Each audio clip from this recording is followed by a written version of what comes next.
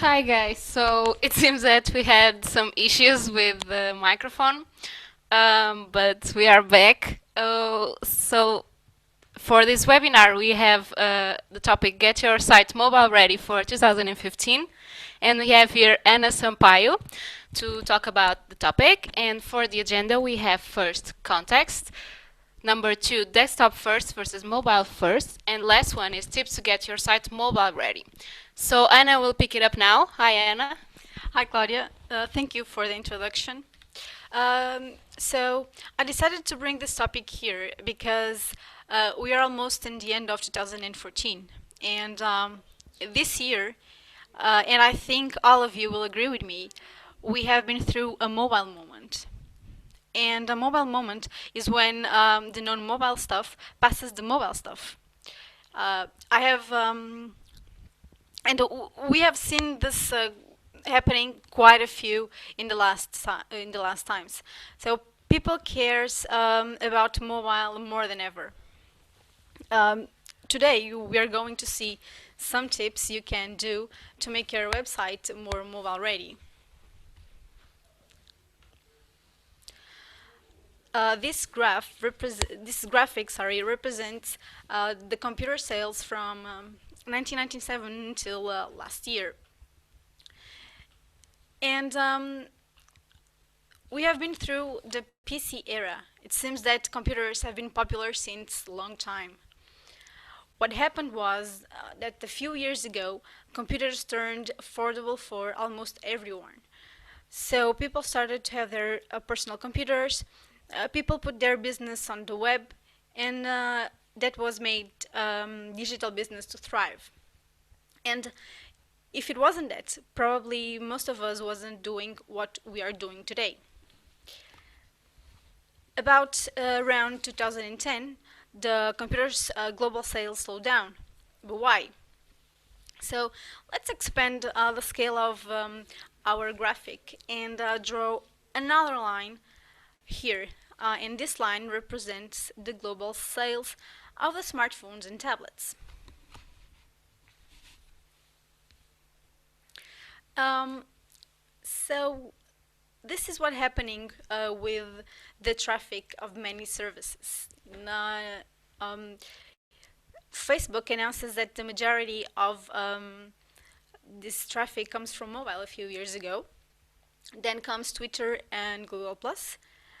Um, on 2013, Amazon did the same announcement, and this year it seems that was the time for Facebook and LinkedIn.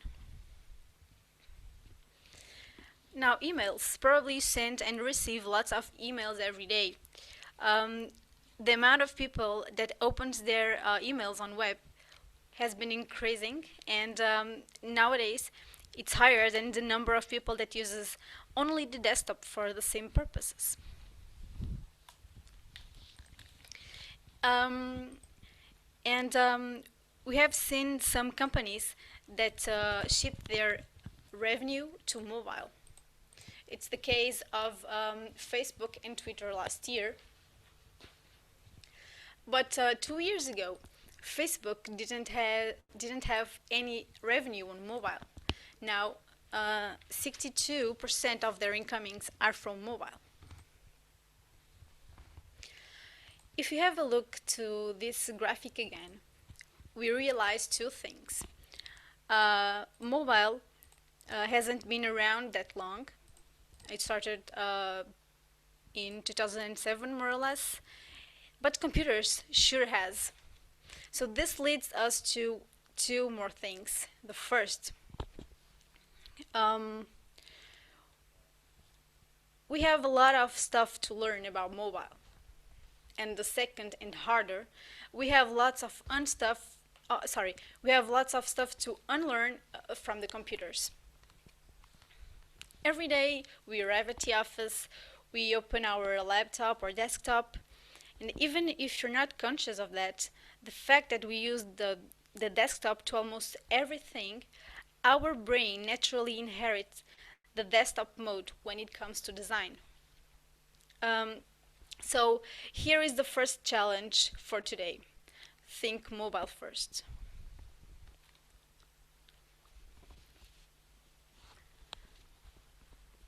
So we tend to think about our products as we see it on a computer.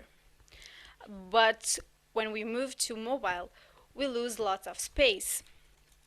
Um, so this is a common tendency. People have their websites in mind on a desktop format.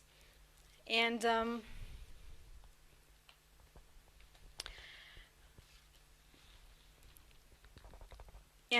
they usually end up doing something like this when they move to mobile.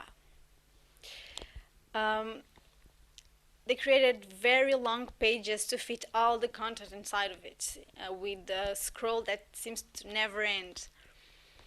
Sometimes it's okay, but sometimes this is not a good mobile experience.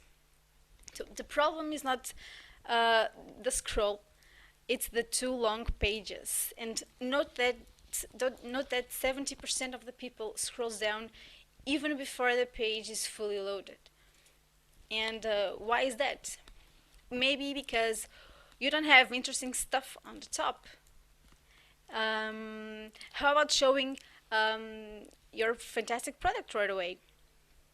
So here is the second challenge for you today, which is think beyond the immediate display. On mobile, every pixel counts, and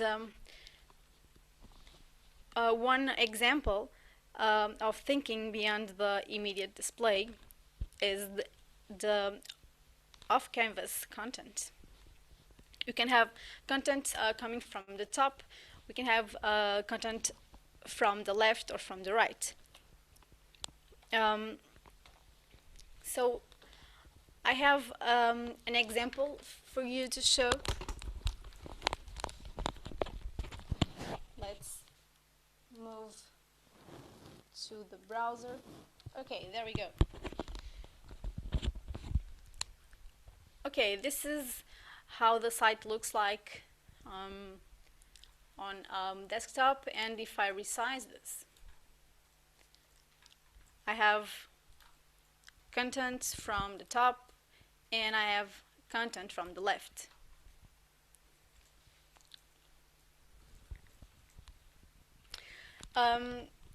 So this is a great example of thinking beyond the immediate display. People will scroll through the primary content, and the second content can be off canvas, but available when you need it. And keep it out of the way when you don't. So here I have another example. And the more complex your service is, probably the more secondary things it has. So identifying what is the primary content and what is secondary is very, very important. Just don't put everything inside a long scrolling page. Let's see here this example I have here for you.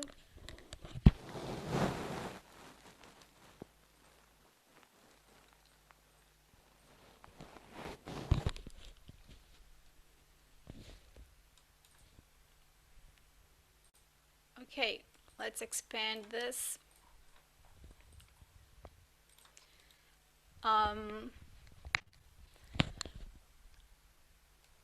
This is how the site looks like on desktops. Very long content here on the footer. And now let's resize this. And again, here we have the menu, which comes from the top. And if you scroll down, okay, we can see that the footer is now, it seems like it's collapsed into sections. And if you want to see more about each section, you can click in this plus sign. So again, this is one example of thinking beyond the immediate display. We don't have all the content here that will create a long footer. We have into sections. And note that the primary actions are visible, which are get help and give help. And what they found that is secondary content, they put it into sections. Okay. Um, Now let's move on to another topic, which is about responsive images. We all know that images are usually responsible for taking up the largest amount of kilobytes in the web page. And we can also say that that the images that were designed for a desktop are going to underperform when delivered in mobile devices. Here is when the responsive image concept comes into play. If you have no idea what responsive images are, it means serving different images under different circumstances. We will be delivering a different images resolution according to the screen viewport. And this leads us to less wait page, which in turn provide rendering times better. So sometimes we don't want the images just scaled down on mobile. When we have lots of space, that's okay in showing up all the image details, but on mobile, you may be interested in focus into a specific part of the picture, as here in this example.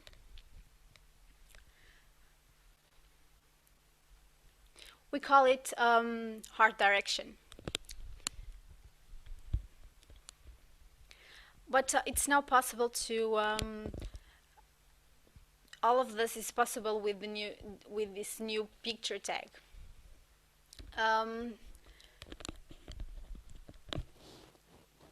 I have here a little demo that I will show you how this works.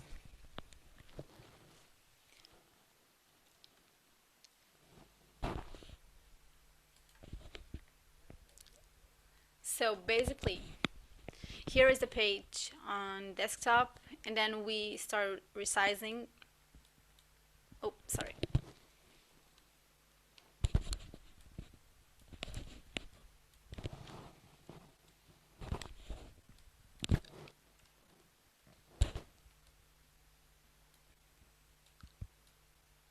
And there we go.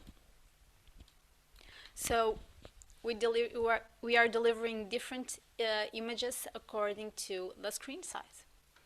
And let's see how we can do this. It's actually very simple. Just open the tag picture, and we use tag source for the different images, and we can add a media where we put the viewport that you want to use.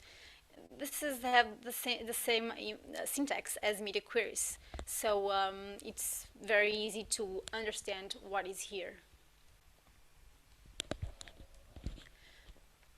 But unfortunately, picture element isn't supported for the most of the browsers yet. Chrome supports it, Opera, and Chrome for Android as well. But the most of the browsers don't. So it's got to be an alternative. And the alternative is called Picturefill. So Picturefill is a JavaScript file, or a Polyfi file, to be more specific, that enables support of picture element in browsers that do not support yet. So you can start using it today. This is like programming for the future. I have here a quick demo of the Picturefill for you to see how it works.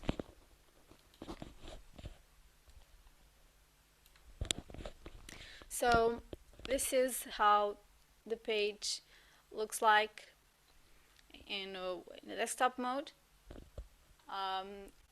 We are delivering the extra large picture, and I'm starting to resize. Still okay, now we have the large picture. the medium, and that's it. So again, we can deliver a different image resolution according to the viewport size. Picture fill is always very useful because, for example, if you want to use a tag video in your website, but Internet Explorer 9 doesn't support the tag video. So what you can do is, okay, please show me the video, but if you are in Internet Explorer 9, just display an image. And for example, if you are on mobile, maybe you don't want it to show the video as well. You don't want to load a video because it's too heavy, so you can also display an image instead. You can do this with picture fill in this case. So it's very, very useful for mobile. So today we talked about the mobile moment and this mobile moment that is happening now. And the challenges I gave you were think mobile first and think beyond immediate display. The last topic was responsive images that are very, very useful when you have lots of images in your site and deal with mobile and images is very, very complicated. So it's a very useful tool to use in your site. All of these concepts that I presented are compatible and can be integrated on the top of fine-tuning themes. And that's it for today. Thank you for attending. These are links for our resources and some contacts. If you have any questions, if you need any opinions, you can always contact me. And that's it. I'm done for today. Thank you. So if you have any questions, please email Anna at annabindtuning.com. And that's a wrap. We'll see you next year, and happy holidays. Bye everyone, happy holidays. Bye.